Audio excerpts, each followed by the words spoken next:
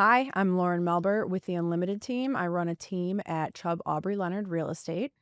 And I'm Emily Cornwall with Howard Hanna and Hanna Commercial Real Estate right here in Buffalo, New York.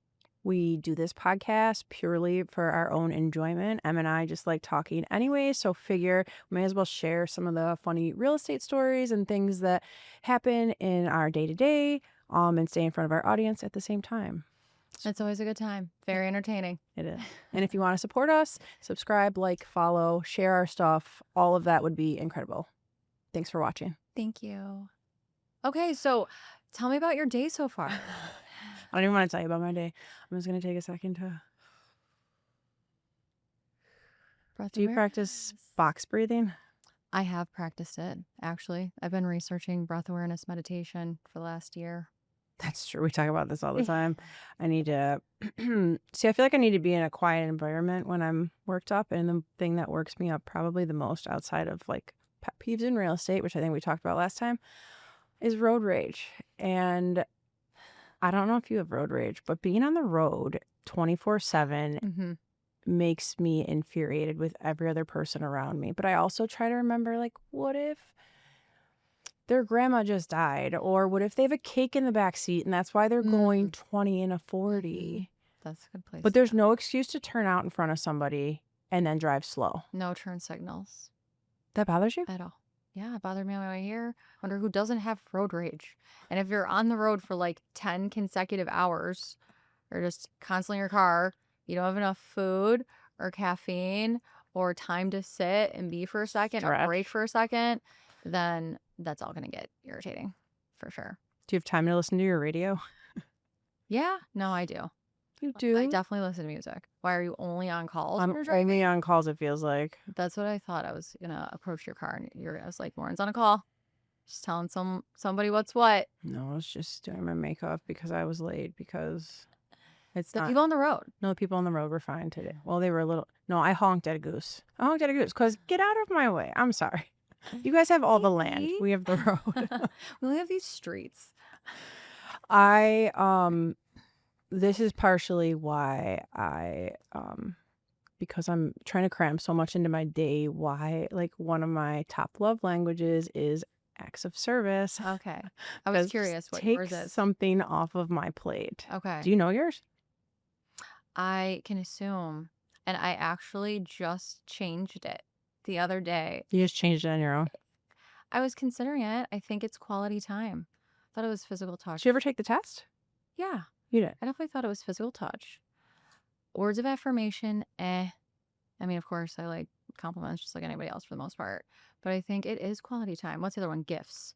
Because that's what started this conversation initially was gifts and gifts, client gifts, and being so in tune, which is really cool that you mentioned this actually during this conversation, to consider your clients' love languages and that not everybody is a big fan of gifts. Yeah, they don't care always. And then yesterday I was on a walk and I walked by this house and it made me think of, I don't know if I sold it or not, or it looked like when I sold a few years ago. And I remembered I gave this couple and their kids gifts for closing and they seemed like really unimpressed with all of it. And I'm like, that must have not been their love language. And do you customize your gifts like for every client, or do you repeat a lot of the same ones? I mean, I try to make sure that they're related to what would be the most useful for the client. So to that extent, it's not like it's engraved with their name every time. But I actually have found when they used to have things remembered, I miss that store. The And door a really knockers? beautiful, huh? The door knockers? I thought The that's where door you were going. knockers, that actually, too bad. They're not around anymore for that. And this really beautiful decanter for a gentleman once. That was a good one. If you custom engrave, here's your chance to shout out to us. We need new people. Things remembered is gone. Oh, yeah. Good call. Yeah, truly. Actually, I need that. So what else about love languages? How do you think that relates within your communication style too, like with your clients? Huge. This goes into the psychology behind real estate, right? Like if a client, I can try to read them, right? Like if you're listening well enough, you're supposed to be listening 75% of the time. If you're listening well enough, you can tell, do they get excited when around certain phrases and again that kind of words of affirmation. When you're pep talking them, are they lighting right up? Um, what else do we have? Quality Not time. as much physical touch. Are they spending a Although, lot of time in the house? what? Do they just want to spend time in the house? That's the quality time. Oh, yeah. Physical touch, what? Oh, I don't know if I brought this up the last time that we were together, but there's hopefully an expected closing that's coming up for a deal that was competitive. I did mention I showed up in person for the offer presentation, which was cool because I hadn't done that in years, but it's for my cousin. And he actually, I don't know. So we showed up to the house that he was obsessed with. He was driving by it. It's like right up his alley. It's like a fixer upper. He was like over the moon about it. And the listing agent was there too. And he was just like so enthusiastic, my cousin, that he gave the listing agent a hug. And now, and he also did put down like $100,000 deposit, but I really think it was the hug that sealed the deal. And so you never know where some love language physical touch is going to get you. For who? Do you think He the won. listing agent? He won the bid. He hugged the listing agent or the seller? The listing agent. The seller's So the listing the agent. seller's dead, talking about dead people in deals. So the listing agent's love language maybe was physical touch. Maybe. But that's never one that I would have ever added on the radar. I agree. So, but it's one of the 4. Yeah. 5. What's the 5th one? Quality time, words of affirmation, gifts, physical touch, and acts of service. My number 1. Oh, okay. Just doing things for me. You want to know what? Definitely have clients with that love language. They're like, language. They're like, Lauren, can you call the building department and see if this use is allowed here? Can you do, you know what I mean? Like when I am responsive to them and I get things done for them, they are like, you are the best. Oh yeah, for sure. And then I have other people who don't say I'm the best until I get them the closing gift. Yeah. And then I have other people who definitely just love the pep talks, right? So I think those are probably the top 3, but. Well, you're very attentive. I mean, like talking about just active listening and communication and being open to mostly that, just being observant in a meaningful way where you're recognizing, okay, this is what this person is responsive to versus this person. Because sometimes, I mean, for me, I don't know if I'd call myself a chatty Cathy, but like I definitely like to explain things in depth. I think that we share that. And I try to pay attention to like when the eyes start glossing over or just letting them know we can cover something later too. But I want to be informative and clear without like too detail heavy and just kind of paying attention, basically, like you're talking about. That's a big issue I have is sometimes just talking too much. And as I'm talking, I'm sitting there in my brain thinking, stop talking. But I'm like, but I have to finish what I started because I'm only like halfway through and I've opened this entire can of worms. But yeah, I'm watching the eyes glaze over and I'm like, all right, we better just nix this whole conversation. So or wrap it up, or I guess bullet point kind of the most important pieces of it. I'm sure you agree, want to make sure that my clients feel informed and clear because there's so many things that are going on and it's not like they really need to know every single piece that's going on, because part of trying to provide good service, I think, is letting your clients kind of rest easy and know, like, I will handle it being all this other stuff, big time. but this is what you need to be aware of. But also then I have this like overwhelming fear that they're going to find something out later and say, why didn't you tell me? So then I feel like I need to dump a lot of that stuff on them. Just so you know, this could happen. And it's very stressful trying to find that balance. But I think that's a great way to navigate it though. Like, so you're informed. And if you're busy or should we ask, like, do you want to know every detail or do you want me to just sum it up for you? I think we should just ask that question, lay it out in the beginning. But I think part of it is like what you're talking about when you're paying attention to the way that your client communicates. Like, I've been really fortunate to work with some awesome people lately that are just full trust. You know, they trust me to do the job that they're paying me to do, and they don't need to know every single thing. You know what I mean? Versus others that are like, Definitely obviously work with other people that are just really want to be next to you in all parts, in all decisions for all things. You ever work with like the engineer, the analyst who just micro-analyzes every single detail. Well, and sometimes I appreciate it. I'm like, they ask the question, I'm like, "That's such a good question, and Yeah. I can't even believe you thought to ask that," and most Yes. people never think to ask that, and so I kind of appreciate it sometimes, but the other times I'm like, "You're making me sweat. I feel like you're gonna find some minor thing wrong that I do, and I'm walking on thin ice." But I mean, wrong.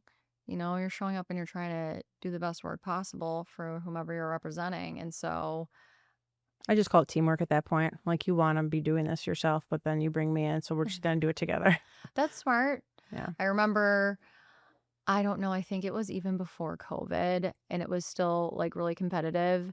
And I had a client that was an engineer and he submitted offer on a house that probably had like at least 15 offers. And he ended up winning the bid.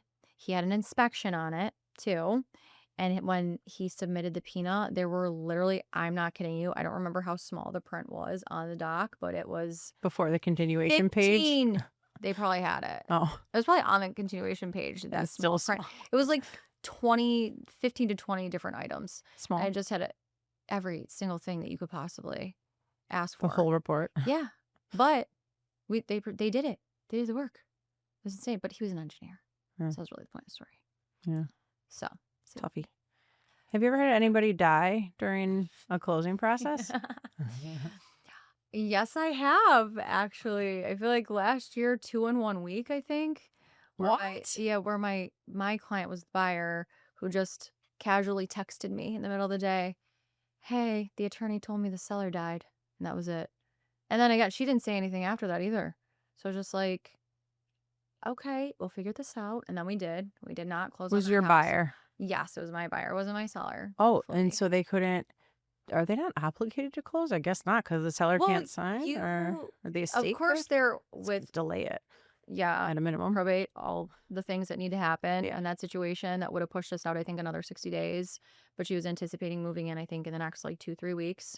So we found another house and we got her in there and it worked out just fine. But you never know. Hmm. So this is definitely one of those fun careers where you're always on your toes and you're always learning something, I feel like.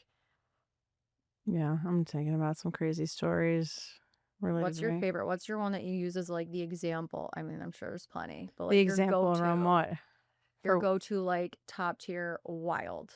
wild story? Yes. Oh man. I got a pretty wild final walkthrough story. I mean, Mm. we all do, right? But Mhm. um yeah, in this particular house, I represented the buyer, Okay. and the seller moved to Florida Okay. a couple weeks after we went under contract. So the house was sitting vacant for over a month, and they didn't have anybody checking on it. Mm. Probably a terrible idea. Mhm. Definitely a terrible idea, because the hot water tank, which was very old, I think the house was built in like 1990, right? So everything is 35 years old at this point. Okay. Or maybe it was built in 2000. Whatever it was like everything was old. The furnace, the hot water tank, and so we get there, everything looked fine on the first floor, and we opened the basement, and the basement, well, it was a ranch, and it was a fully finished basement. Like drywall, carpet, ceiling, How about? recessed lights, like the whole, not just like partially, like a fully finished basement. The hot water tank had, I don't know, burst. What do you call it? Yeah, I It's guess. leaking. Yeah. Hot water, hot, steamy water for weeks in this basement. And the amount of mold, I've never seen so much mold in my life. And That's what you meant by moldy walkthrough. stalagmites of like, like the pointy growing from the ceiling on every surface. It was insane. And now trying to navigate this, the seller's down in Florida. The buyer was a older lady, single by herself, and the agent was not very helpful. And luckily, the attorney that was representing the seller was one that I knew, and I was kind of, even though we're not supposed to communicate with the other side, we created a teamwork scenario to try to find a resolve for that, but it took a couple extra weeks to. Well, what was the result? I I'm don't curious. know. We had to get Serve Pro in to rip down all the So she walls. still bought the house and closed? Still bought the house Oh my and God. closed. Wow. Well, she had given notice to her landlord, and so she was about to be homeless. So we got Serve Pro in, not we, but helped facilitate getting Serve Pro in quickly, remove all the drywall, remove all the mold, treat it all, which was basically painting all the concrete walls and the studs and everything that had it was Any sort of moisture on it. yeah, it was just kind of like messy because it was rushed. So like, they tape off some of the areas, but they had sprayed the panel. I mean, it wasn't great ending, but there was a credit, obviously a substantial credit issued also to re-drywall and insulate everything. And yeah, that was messy. So That does sound like a mess. Well, she was lucky she had you. every deal you learn So, something, right? yeah. Every single one. Absolutely. What about you? What's a good story you got? The craziest final walkthrough. I don't know. I don't know if because crazy level, like, just depends. One of the more interesting and less common showings, investment properties, tenants, you knock on the door, you really never know what you're going to open and walk into. If they even know you're supposed to be there. Right. I mean, I think this woman might have known we were supposed to be there, but she did open the door in a loosely held towel and then just proceeded to show us through her apartment and tell us about the house and any of the issues that have been coming up while half of her body was completely exposed. Like Just like one winter evening. private parts? Yeah. Just Hanging out, explaining the space. and you're to us. like going in the mental state of I'm in the locker room and I'm not supposed to look. Like, is that where you're going? I mean, honestly, I feel like I can handle a lot of this stuff relatively well. Like, I'm not like, there's no jump scares really for me. What are you gonna do? Cover up, lady? Well, I had just gotten off of a flight too and like went from the airport to the showing of this like trash investment property and there she was. But you know what? She explained some of the issues that were going on in the house and then we were very informed and it was all good. It was like her boobs weren't even there. Just that moment. I feel like it happens all the time, and I probably should start to like document this, but it's just so surreal when you're sitting there in an extreme situation like that. And you're just like, this is my life. This is normal. I'm going to go home and I'm going to eat dinner and life is going to move on. And this would rock somebody else's world, like a person who goes into an office for a normal 9 to 5 and Yeah. things that we see on a normal But basis. this is not normal. This is abnormal living. Pervert text messages. Pervert text. Oh, don't start me. Okay, I'm just going to say this one thing, then we're talking about pervert text messages. Okay.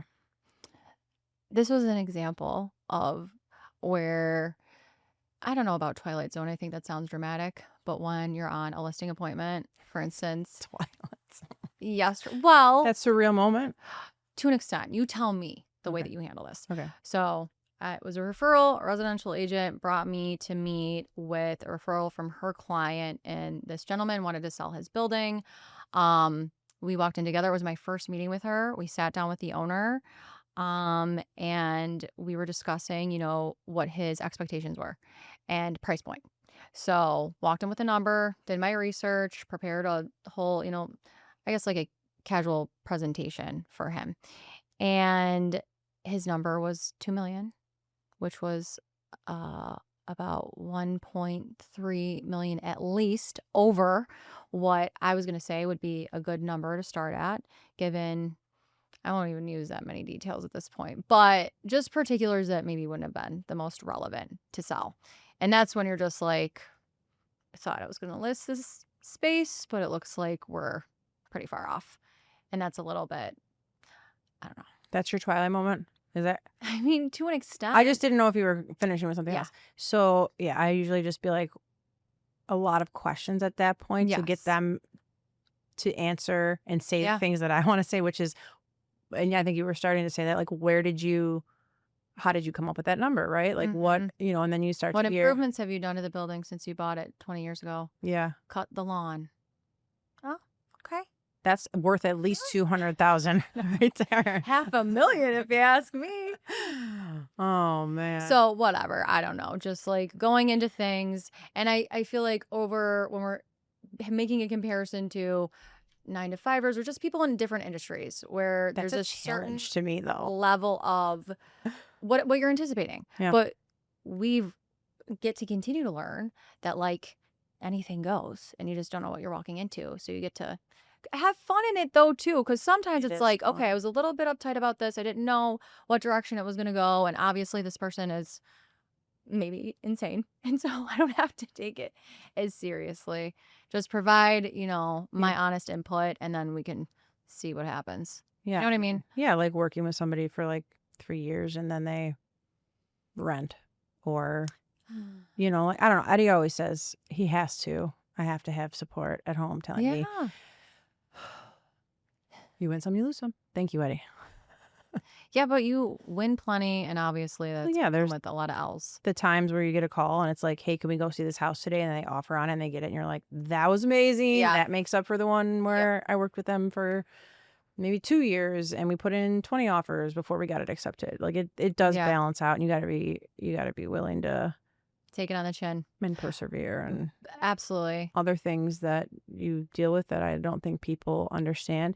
And this is in particular to being a female agent. I was Mm. just talking to another male agent about this the other day who receives none of this, but perverted calls, messages. Okay.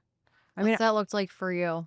all right, so a basic example would just be like calling, asking, like they're inquiring on a property, but then like diving into like, how'd your boyfriend feel about that? Or your husband? Are you married? Mm-hmm. Like, okay, fine. I'm not sensitive. Brush it off, move on to the next. It's when I get the phone calls that are I've nicknamed this one particular person, and I hope if you're watching and you follow me, I hope a lot of things. But yeah, they like to heavy breathe. They are enjoying themselves at the sound of me saying hi. This is And at Lauren what point do you block people, Lauren? on repeat over and over. They're using spoof numbers. I'll find you. Well, that is something that comes with the territory. When I had a few billboards like a few years ago, and I had a different number that I put up there, and it really didn't end up being like a heavy breather callers, but just random like X's. Well, and then that guy that was literally local to Buffalo did not spoof his number. Like, used his own phone number and called how many female agents? Do you remember this? Oh, I forgot all about that. Devonte Davis. Throw his name right out there. I'm sorry, sir. I hope somebody finally reported you.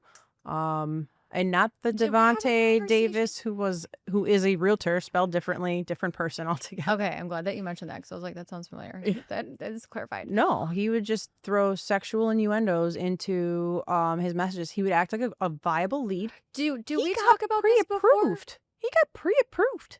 But he would just say things like, he said to one agent, I'm looking at the upskirts of Buffalo instead of the outskirts. It's the upskirts. And he talks about, I don't want to pull your hair too hard with my complaints, but it like just things in there. It's like, all right, I'm done, and then on to the next. Well, I guess that reminds me more of like, and I haven't had a tremendous amount of, I mean, I'm thinking of another instance in particular, but it wasn't like lime paste where people just have no shame and just being forward with being gross, basically. Yeah.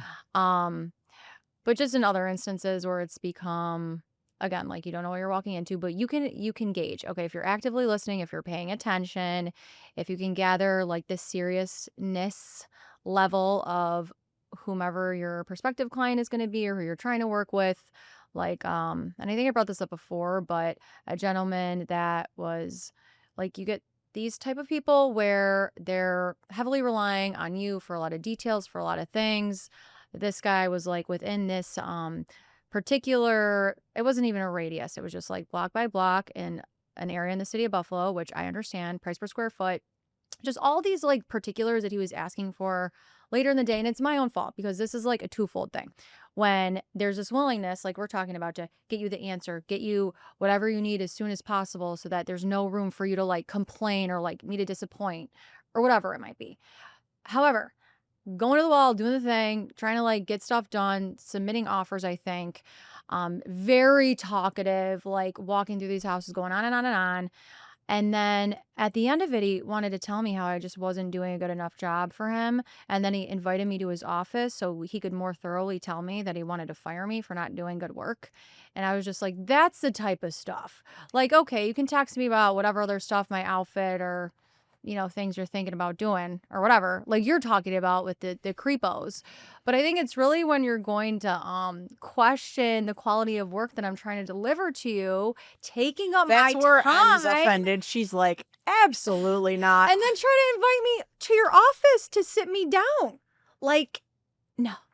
You could just tell me right here why you think I'm terrible, so I can never see you again. Well, I was just like, that's Gratefully. okay. Signed, Thank you for the input, Emily Cornwell. bud.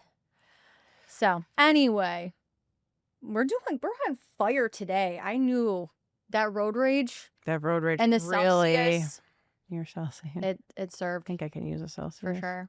I'm hungry. I know. I feel like I need a little snack. Turn into a whiny baby when I get hungry. You want to get a little A snicky snack? and I would change? Yeah. Okay.